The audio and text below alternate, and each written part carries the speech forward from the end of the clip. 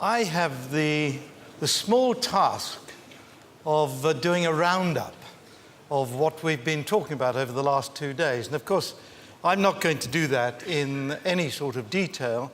Like the rest of you, I've picked up some highlights from the meeting as I've gone along. And perhaps unlike the rest of you, I'm going to show you a few slides that I had prepared before, and some of which I've been changing as we've been going along. So I'm going to kick off with the beginning of the meeting when we had this wonderful presentation from Hans Rosling.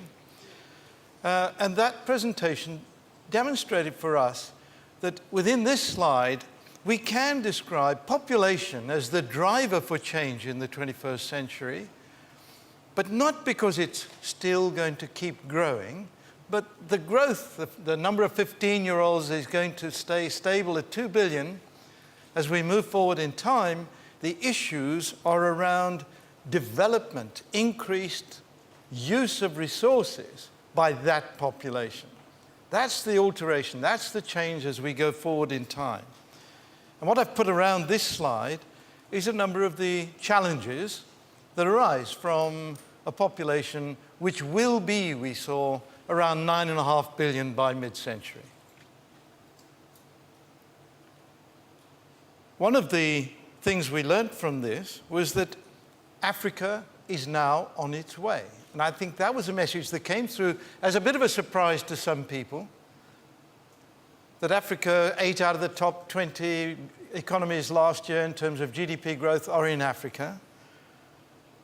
President Kagame's presentation was on the topic, amongst others, of land reform and how this had transformed the ability of that country to improve the well-being of the people of Rwanda. And incidentally, a comment that we've just heard about is the connectivity between land reform and welfare of women. Rwanda now has the highest percentage of members of parliament who are women, over 60%. And so what we are seeing is female empowerment as a big part of the development process. Rwanda is now spearheading a change in Africa, but other nations are moving rapidly as well, as we've heard. President Kagame was asked, can other African countries follow suit? And his answer was as clear as daylight. Yes, of course they can, and they can do better than Rwanda. They simply have to decide to do it. And of course, that raises the issue of the importance of good politicians making good decisions. And this is quite clearly the major issue when it comes to developing countries moving on to that pathway. Now, what I do want to emphasize, perhaps in a way that didn't come across always that clearly, is that this nexus represented by this slide here, however crude it may be, collecting together the challenges of resource with the challenges of managing the world's ecosystems and global commons, these challenges are with us today. We did get that from several of our presentations, but I think the urgency of response is what I want to emphasize now. The need for action, not in 10 to 20 years' time, the need for action today. And that is really the key message. Can we create disruptive change that will move us to deal with these situations reasonably rapidly? So just looking at this resource nexus, we focused particularly on, yesterday morning, on energy, water and food, and of course what is implied is land use. We didn't deal much with minerals, but minerals is an underlying resource issue as well. And if we take that group and pick out of them the resources that amount to commodities, and we can pick that out in terms of the commodity price index. And I just show you one of the recent calculations that has emerged on the commodity price index. We saw a different one during the talk. This is the McKinsey MGI commodity price index. It's a basket of commodities. And what they demonstrated was that commodity prices last year rose to a level higher than at any point over the last 110 years, i.e. as far back as we know commodity prices and could calculate them. And in a way, we need to understand that this is quite surprising because we have a debt and financial crisis of a kind we haven't seen since 1929, 1932.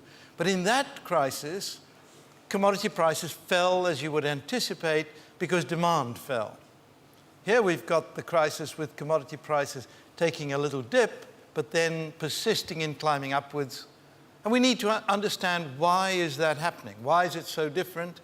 And I would suggest there are two parameters that are very different.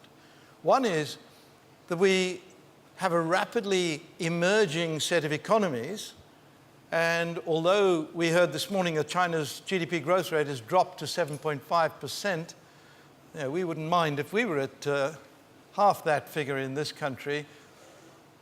Their economy is still growing. The demand from China, from India, from Brazil, from the other BRIC countries, the demand is still growing in part of the world. So that demand is there. But of course, it's very tempting to say a second part of this phenomenon is not just the demand from this very large emerging middle class, but it's also the question of resource scarcity. We have been mining many of these resources for the last 100 years, and with this very big middle class, we've now got to the point where resource scarcity becomes a significant issue in meeting the demand, and hence prices go up. The breakdown of these comes to energy in the form of oil, first of all. And this is from a publication from my school, the Smith School, just showing the price of oil in dollars per barrel as a function of production of oil, crude oil production. And what you see is that the behavior of this curve looks very elastic up to 2005, when the price rises from $15 to $40 a barrel from 1999 to 2005, and then the price took off from $40 a barrel to $140 a barrel, but production did not. So production reached 73 million barrels a day in 2005. It hasn't gone beyond 75 million barrels a day today. Now, we heard various, I'm going to say slightly optimistic explanations for this. Crude oil production is having difficulty keeping up with demand for a number of reasons. But I'm going to suggest that cheap crude oil, the days of cheap crude oil are over, and we've got to anticipate higher prices into the future. And prices above $100 a barrel are an impact on the economy of any country that is a major net importer of oil. The Italian economy, for example, 38 billion pounds in the red, 34 billion of that since 1999 is due to the increase of imported oil to Italy, despite the fact that their demand for oil has fallen.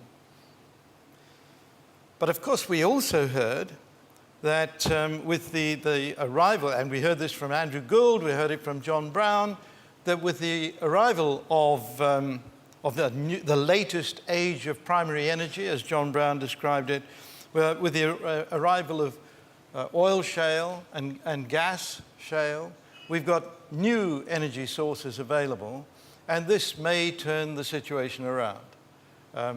My own feeling is that oil prices are unlikely to come down because essentially oil production has moved into a much more technologically demanding and more expensive mode.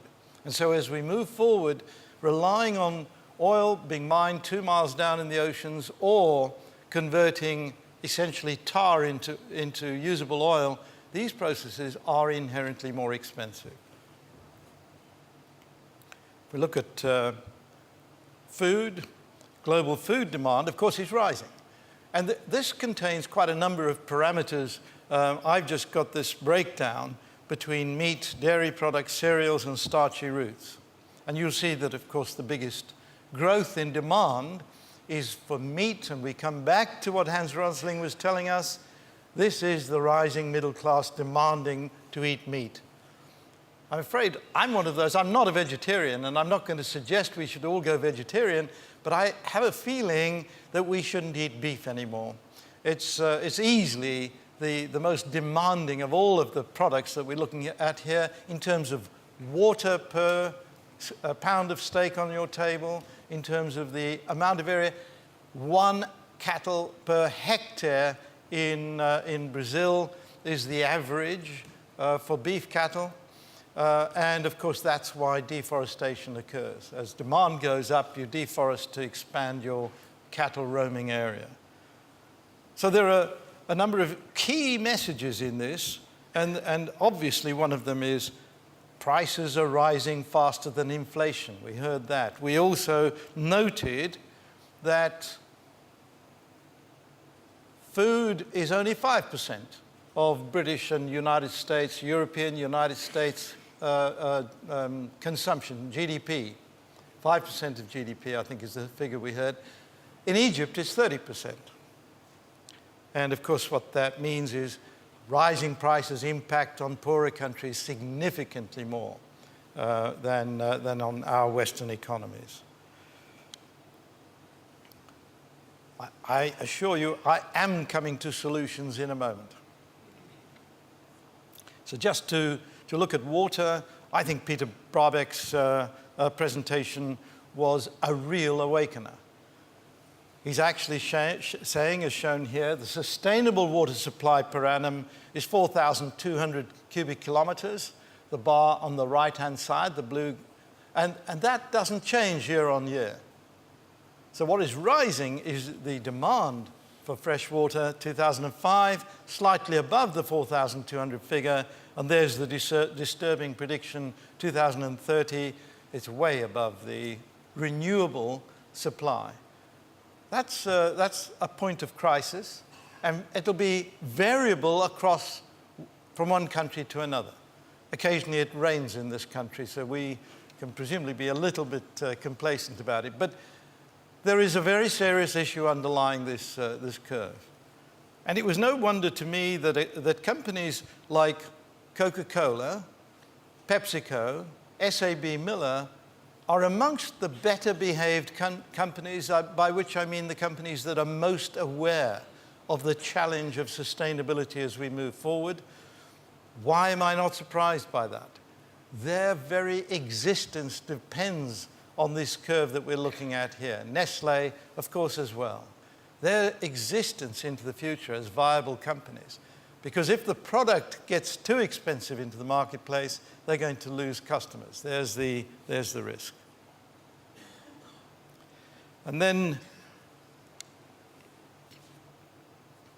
I need to tell you, as we move forward from this conference, we have a futures team in the Smith School that we've been building up. When I was in government, I developed and ran a rather sophisticated foresight team, which produced foresight programs for government and had a very big impact on government. And we now have a similar team in the Smith School, and that team has been beavering away downstairs, working on Oxford scenarios out to 2050, and that piece of work will continue as we move forward. And I have just a fairly provocative slide to put forward, and this really came from the comment I made about GDP and measuring human well-being. And so this is just a quick scenario curve, saying what is the future going to look like? Remember, the foresight never predicts the future. It looks at potential future scenarios, and then when you look at them, some of them look pretty bad. And if you look at the bottom left-hand scenario, degraded planetary system, resource scarcity, that's the one we all in this room, I'm sure, and outside it would like to avoid. In the top right-hand side, good use of technology, behavioral transition, accounting for the common good, the commons. That's where we all, I suspect, want to be. And the question then is, what actions in government, in the financial sector, in the private sector, what actions are required from all of us in our individual ways to see if we can move the the human position on this graph as we move forward in time up into the top right-hand corner. The perfect storm is what my successor, John Beddington, has described as the bottom left-hand scenario there.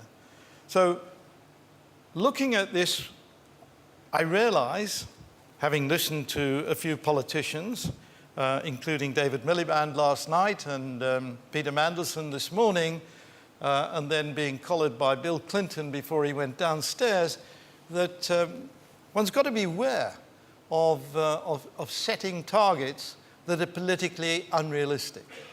And it's fine for me to talk about having an index for growth which is based on the two parameters shown here, resources and global commons, how well are they doing, and well-being of the population, if that is politically unacceptable. And President Clinton doesn't think it's politically acceptable, although he thinks it's a damn good idea. So the question then is, can we harness clever politicians like Peter Mandelson to show us how you get this into action without frightening off the people who fear that this means it's taking wealth away from them?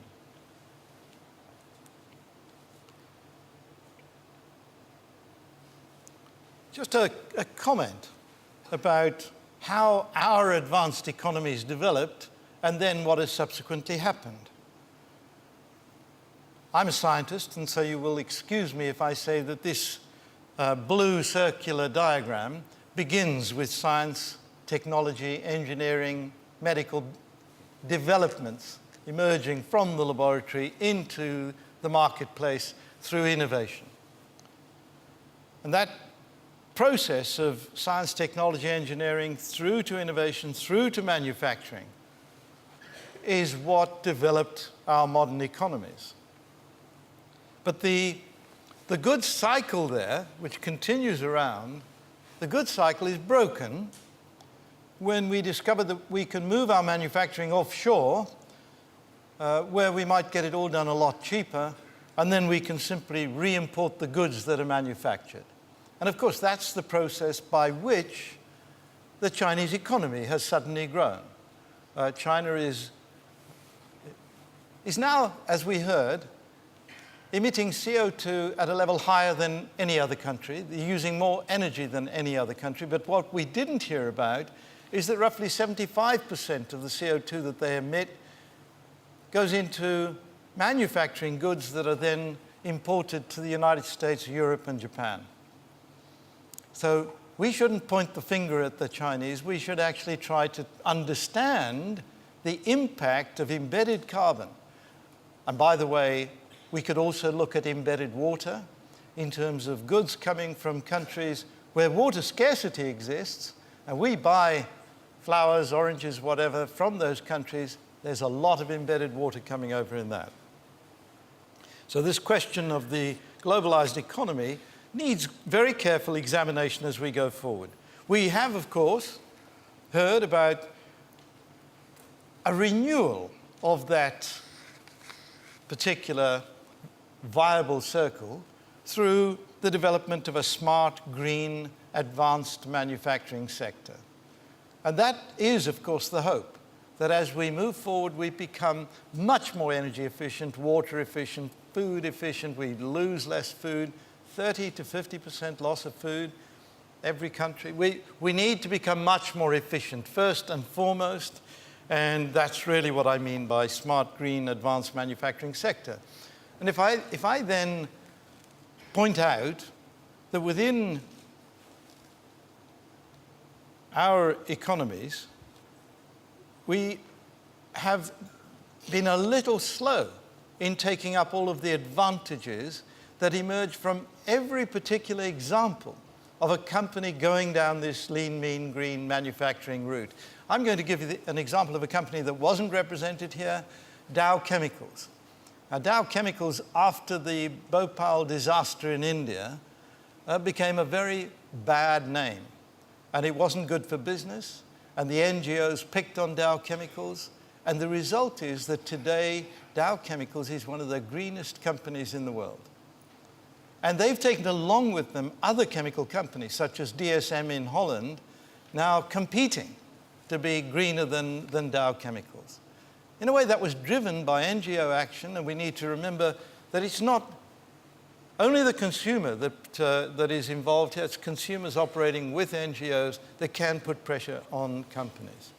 And of course, one of the wonderful things we heard about was from the chairman of Puma, and how an examination of that entire food chain, from the commodities themselves, production of, all the way to the point of sale, how you can examine that and make sure that the impact on the planet is reduced to a very bare minimum. So we had some extraordinarily good examples of best practice. I think I will just say that if we go down this route, McKinsey are estimating, that is, just look at efficiency benefits, resource efficiency is £23 billion a year to the benefit of the UK economy, and global savings in the region of $3 trillion a year. So we're looking at a real win-win situation, and that surely has to be the most important take-home message. It's good for the consumer, it's good for the private sector companies.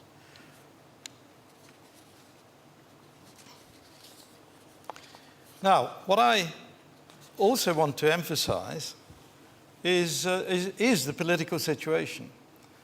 David Miliband, as we heard, was emphasizing the difficulty with short-termism in political decision-making is driven by the fact that the cost hits the taxpayer now and the rewards come to future generations. And that is an obvious difficulty. The importance of national and international actions was also emphasized under the short-term discussion. Ocean fishing being a classic example. We know already that ocean protection areas work extremely well to the benefit of the consumer, in the sense that more and more fish are available to be caught if we create these ocean protection areas. The rapid rate at which fish breed is the solution to that. Now we need to implement that on a much, much larger scale. We need to be much more ambitious. The British government, of which I was a part, introduced the idea of a very large protection area around the Chagos Islands. So we've got another step forward with the Chagos Islands protection area. And we need to keep all these under review and see that we expand them. Subsidies. We had a very good discussion about subsidies. Just in terms of short-termism. I picked up from Lynn Stout something I hadn't quite appreciated, that short-termism in the marketplace is a tragedy of the commons. Her image of using dynamite to fish, leaving those of us with a line fishing in a rather hopeless situation, I thought was rather a good one. And her notion that we need a stock trading tax seemed to be a very smart way forward. There are solutions, abundant solutions available. Now we come to subsidies. Peter Mandelson was here emphasizing the importance of realpolitik.